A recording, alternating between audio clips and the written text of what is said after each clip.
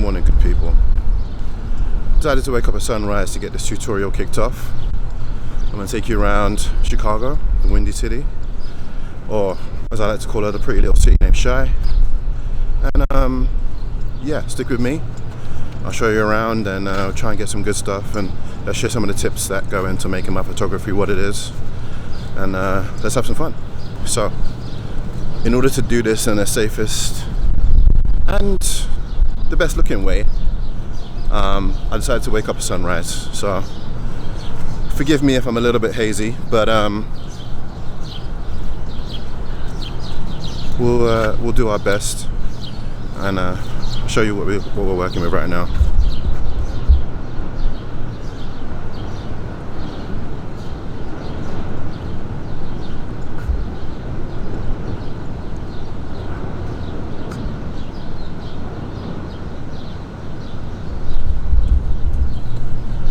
Alright, so I'm going to try and capture everything on the camera. I'm trying to record the screen and talk you through everything that's going through my head, just to give you a bit of insight into what I'm doing and why I'm doing it.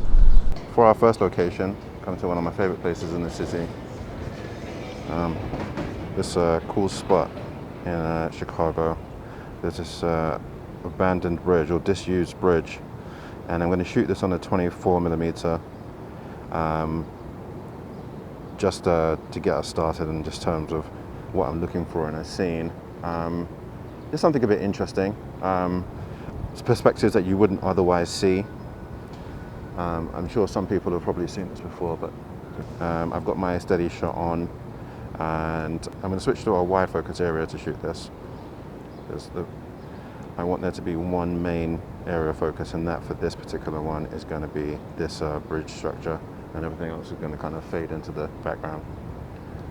So one of the cool things about the Sony is that it has a built-in accelerometer in it, or a gyroscope. I'm not sure the exact term, but I will use this to make sure that I'm level,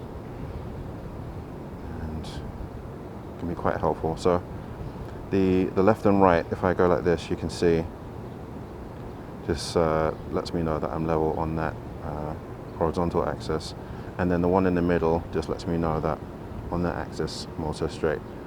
So that would be about perfect, but that's not what I need.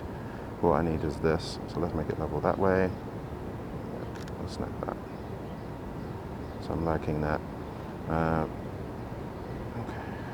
let's just get center. And also I might try this with the wide as well, just to see.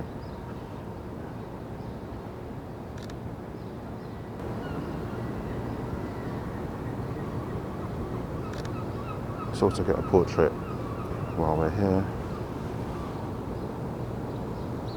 Composition of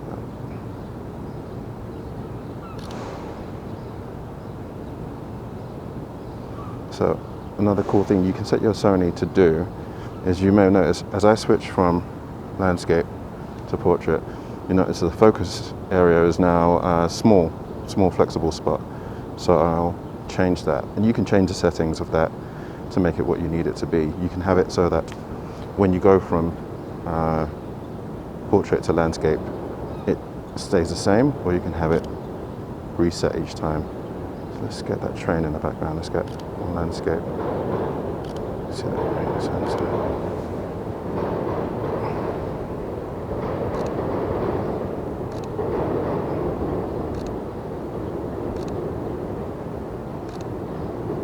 Cool.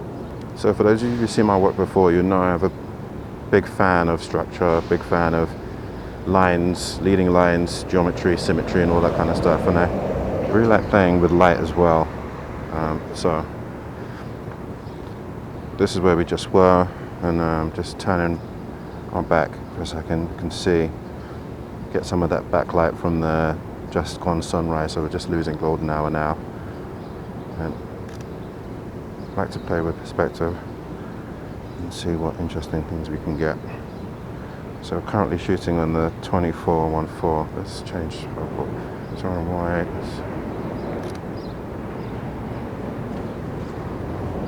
Another train. Oh, it's paused.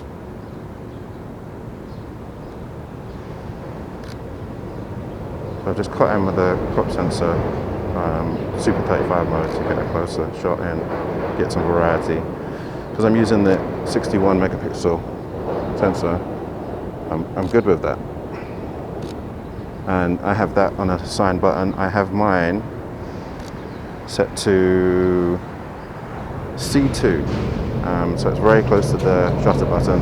If I decide that I just want to quickly switch in and crop in, it's a nice option to have.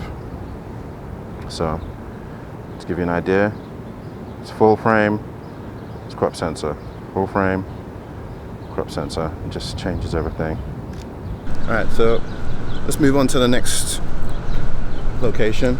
As I've said, I like to look for certain things in my images just to retain a signature.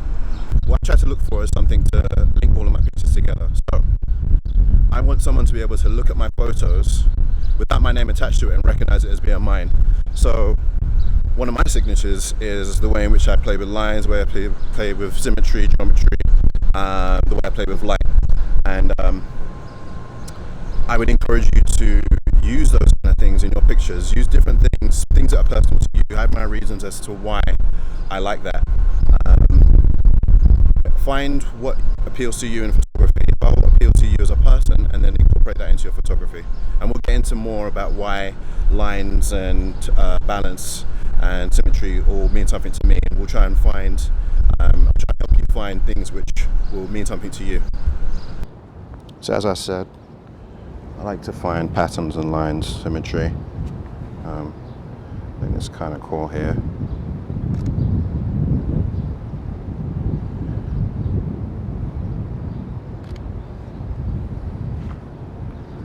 So I'll use my grid lines. I'm not sure if they're showing up. Forgive me if they're not, but I'll use the grid lines that I've got to line up the shot. Make sure that it's as good as I can get it in camera.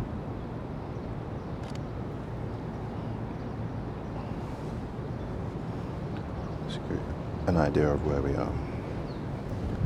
That's where we just were, on that bridge over there, looking down there towards the trains.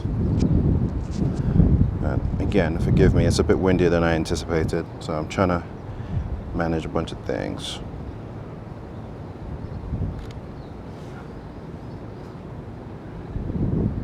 So for a shot like this, I'll use center zoning, or I'll use the let's see, I'll use a correct name for this.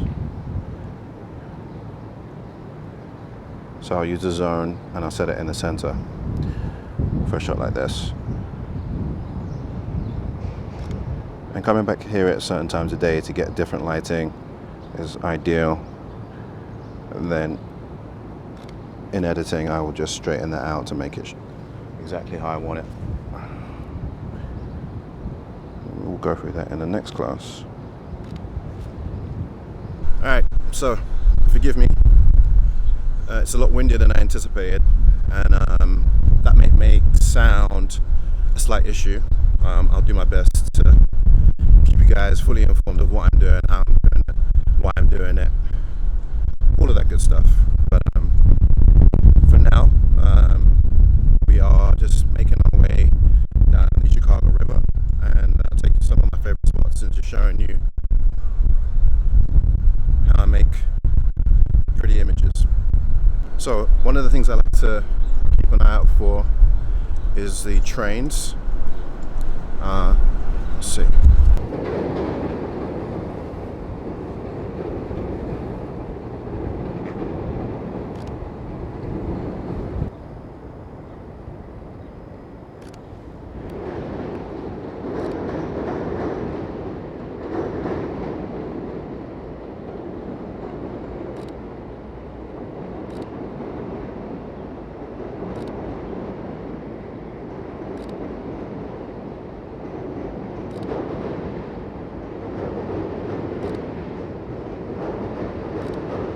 So when shooting urban scenes, I really like to try and capture a city with stuff going on. There's some benefit to capturing it obviously empty, but I think it's about capturing the essence of the city, and nothing quite says the essence of Chicago like the CTA, the metro system that kind of runs through it.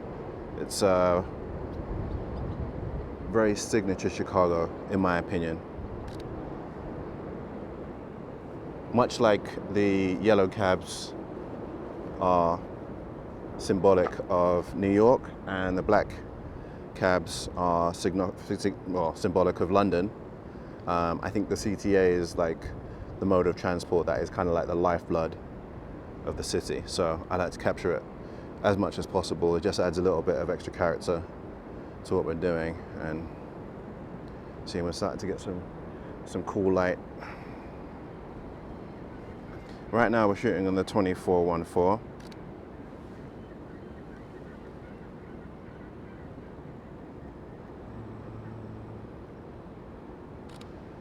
I like the 24-1.4 because it gives you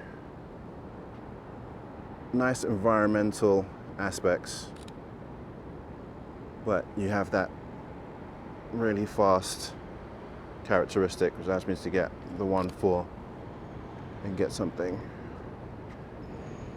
You still get some gritty detail, so you can see the individual like rhombuses on the sidewalk. That detail there is cool. I'm all about that.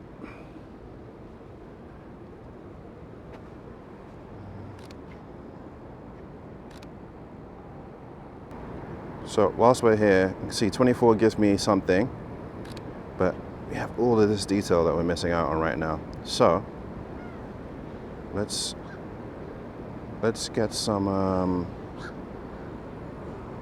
let's get wider on this. All right, so we are wider. Switch this to autofocus. See just how much more we can get.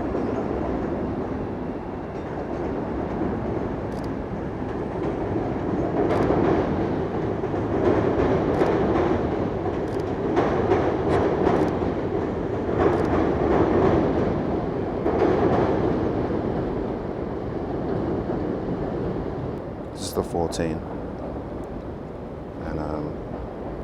one thing I should have done before shooting is I've set a custom button, C3, to be able to change the lens focal length that is attached to a steady shot. So I should change this to 14 and make the most of the camera. You'll notice also that I'm shooting in aperture priority. We'll go into some detail on why I choose aperture priority over shooting manual in a bit.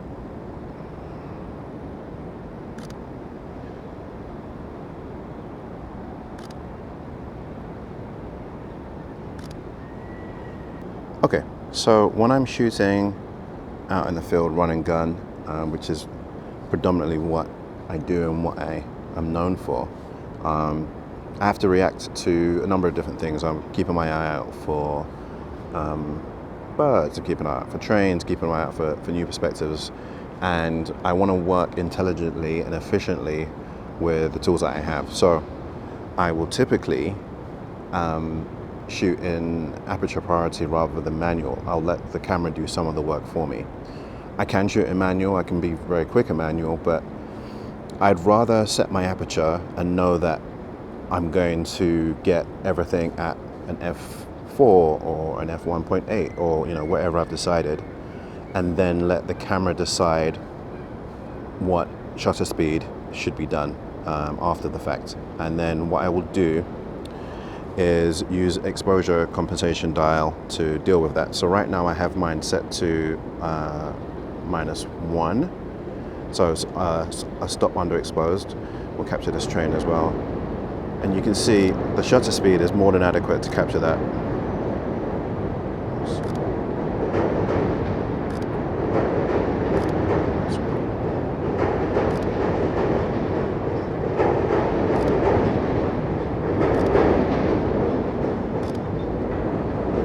And then if I'm finding that my shutter speed isn't enough, then I will just change the exposure compensation to deal with that. It's one way of working. I suggest you master manual exposure, because if you don't have manual exposure locked down and you start working like this, there's going to be times when this way of shooting might not work for you, depending on complex lighting situations.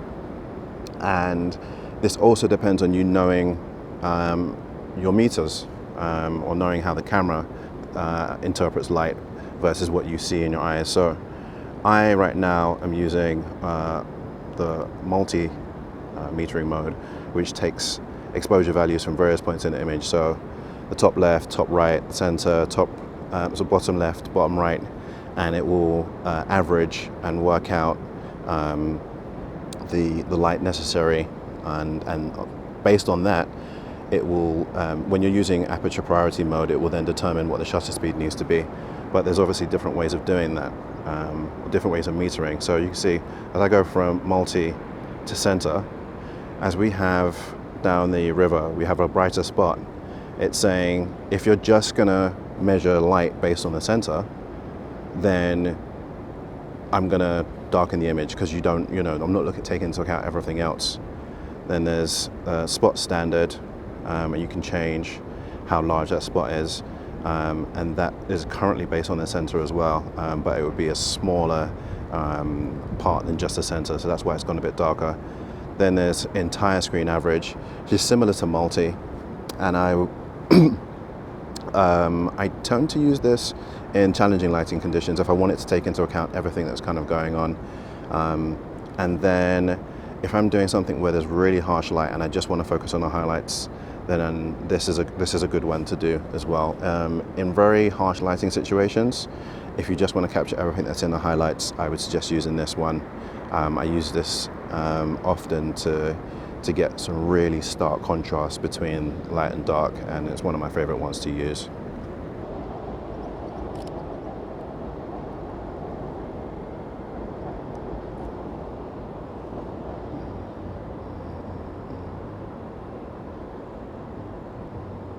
As we go to the next location, it's worth pointing out that it's always good to have an idea of what you're going to do before you go out shooting. Definitely there's some great things to be found by just going out and exploring, but fail to prepare to fail. And I've definitely found that by doing some basic research, you can get some really cool things just by, quick Google. There's a bunch of apps out there now. One of the ones that I use and have contributed to is one called Spots, and quick download will give you a good idea of where to go. Just get some interesting stuff. So make sure you do your research before you get out there, save your time, and then you can get some extra stuff while you're out there as well. Go exploring. This is one of the things I talk about when I say be aware of your surroundings. You might be able to find some cool stuff like this. So let's switch this to manual focus, and then see if we can't get, there we go. So with something like this, I'll switch back and forth between manual focus and autofocus to get what I need. So for something like this, a 24-1.4 might be better actually. Let's switch back and see what that looks like. Okay, so for a shot like this, this is a little bit challenging. So I'll tell you what I'm thinking.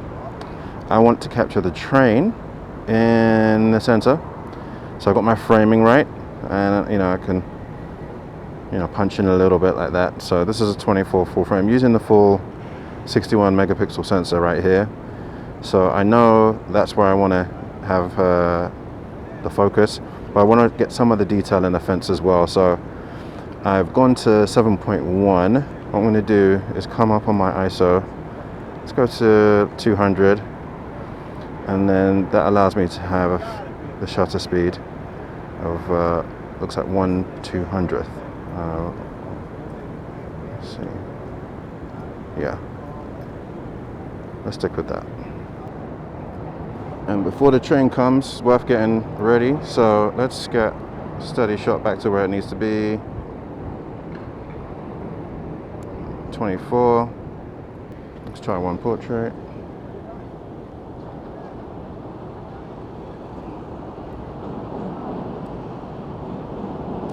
Okay, alright. Let's get what we came for.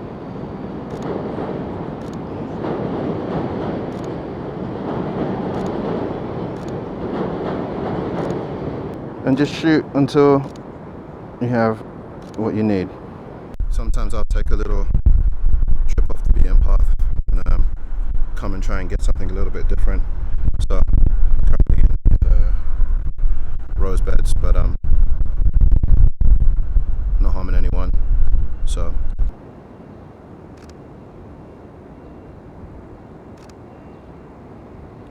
where possible, I like to get out before everyone else is out. A great time to shoot the city. It's quiet and less people to kind of Photoshop out, and you just kind of have the city to yourself. I'm really loving these golden tones. Let's take the exposure down.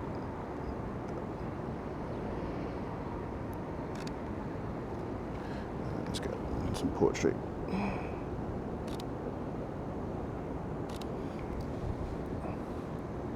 And where possible, I do like to underexpose as well. It's one of the other reasons why I like using aperture priority, because I can set my exposure compensation to be, I don't know, 2/3 of a stop, maybe a stop underneath, and just get richer tones. So it's easier to bring back color, richer color from the shadows. Once you blow out in the highlights of what you have in the center here, you're not going to be able to retain that detail or that information. So I tend to underexpose because camera manufacturers would seem to be overexposing stuff just so that people think they have correctly exposed shots. But Sony's got such good dynamic range, you can pull a lot from the shadows. In fact, what I might do is heavily underexpose this, just so that's currently at -3 stops. That's under 3 stops underexposed,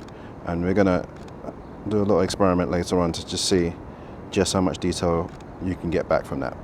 All right, put that back to something sensible. See if we can get a little bit closer. So I'm really liking that golden light. I know shooting this how I'm going to edit it. I can pull the gold out, bring those highlights down, and then let's go portrait for some of this. So I like playing with light. I'm just going to capture this.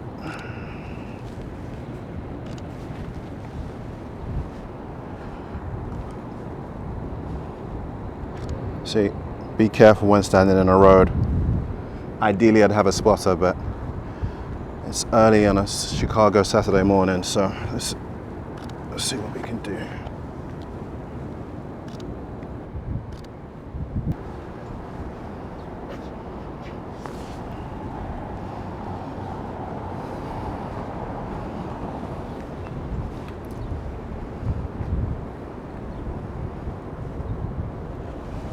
And what I'm doing right now is just looking for interesting framing, interesting compositions, using my surroundings to create those opportunities, seeing what's there.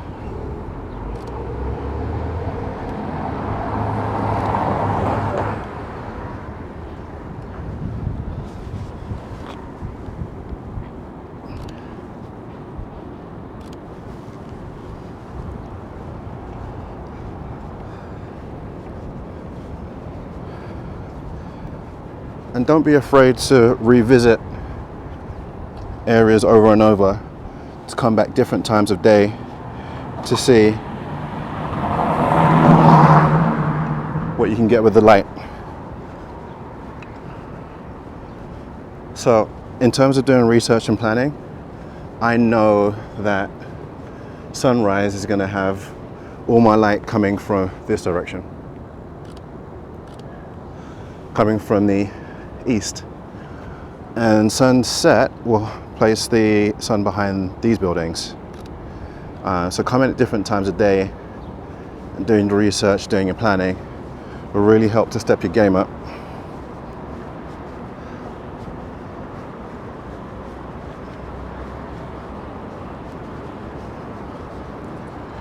Let's cross to the other side of the bridge and get some framing on that side.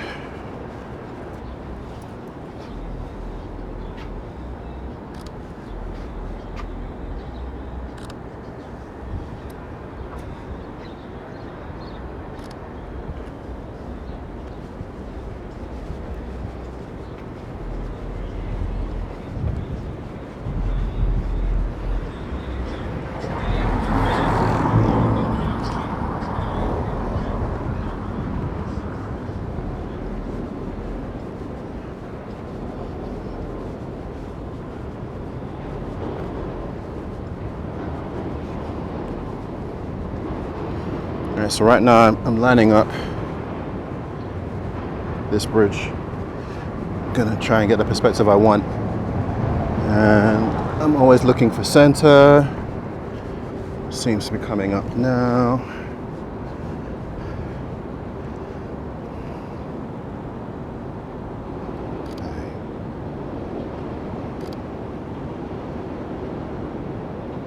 But the balance feels a little bit off. Even though this is the center of that bridge there, the closest to us, it doesn't quite feel right. So I'm gonna come back across until the balance feels right. Here feels right. And then just wait for a moment of interest.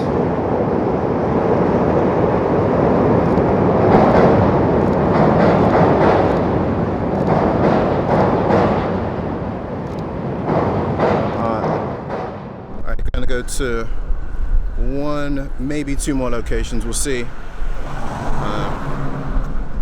It's getting a little bit busy. So as I said, I like to capture the trains, and I'm always looking for vantage spots to get good perspectives. And this building here I discovered just the other day, and we're going to go in there and try and get some cool perspective of the train. So being observant and doing research can also mean you finding good place to take pictures from, not just take pictures of. Alright, so we're in the car park and I like this backdrop and I want to try panning. So I need to set my camera up to different settings. So for this, I'm not going to use aperture priority, I'm going to use manual. So let's change these settings.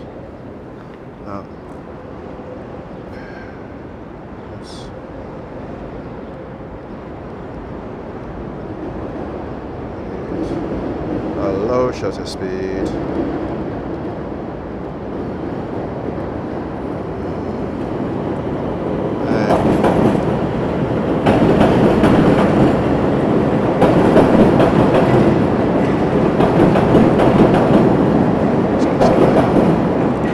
So,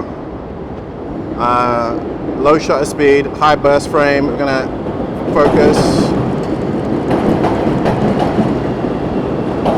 And then I'll usually go for the end of the train again. Let's get it done. Pre-focus. And it takes a bit of practice to get the rhythm, but I will say as well, panning is something that I'm still tweaking and refining, and I think you should always do this with your skills. Always tweak and refine and try and find out which settings work best. The reason I mention this is because there are times when I will turn steady shot off just to see if that gives me a better effect. And I've had mixed results with both. So play around with it, see what works best for you. You may find that one is more beneficial than the other. Definitely give both a try, experiment. And yeah, panning is just one of those things that you have to just give it a number of tries and nail it. Ideally, I would have some ND filters to allow me to shoot at a shallower depth of field, but with the light the way it is, I'm gonna just have to work with what I've got. So the trick to remember with panning is to make sure you put it on high burst, pre-focus, and yeah, just get the rhythm of the train kind of right, or the rhythm of whatever the subject is. It's easier with trains because they typically are going to be traveling at a certain speed.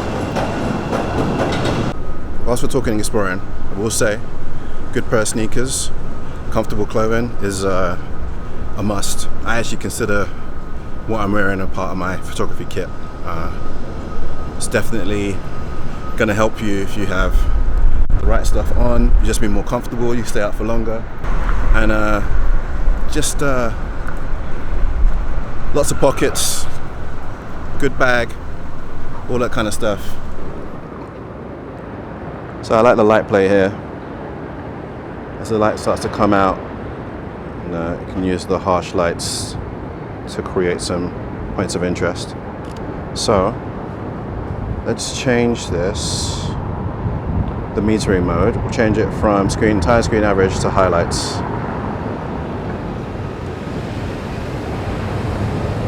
And then I want to expose for the highlights. I'm going to switch to aperture priority.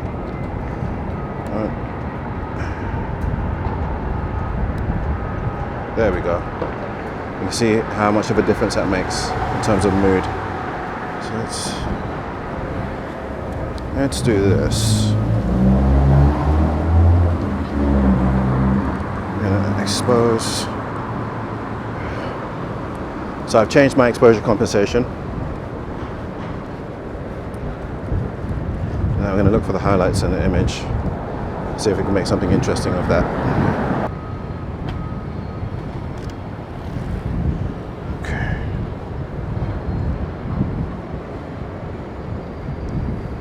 It's too high. Let's come down low. Let's go to 2/3 of a stop underexposed.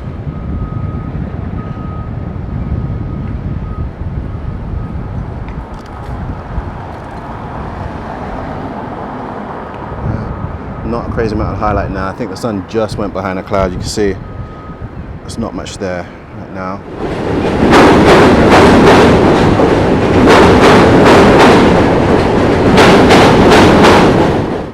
Alright, so for this next shot, I just want a clear shot. So let's open up the aperture. In fact, no. So as I'm adjusting the aperture, I know I want more detail going down the focal range, so I'm going to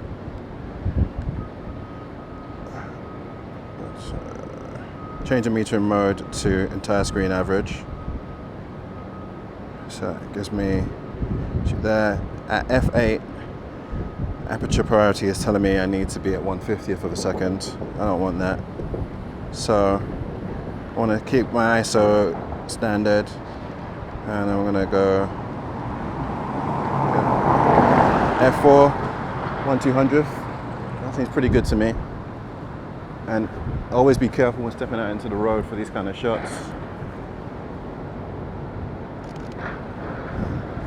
Be safe. Absolutely important. Alright guys, covered a few things. Aperture priority, manual. Different times to use autofocus, manual focus. Exploration, research, all that good stuff. Panning as well. Hopefully you got to see some parts of the city you wouldn't have otherwise have seen. Hopefully you learned something new. And we'll cover the rest off in the editing portion. Until then.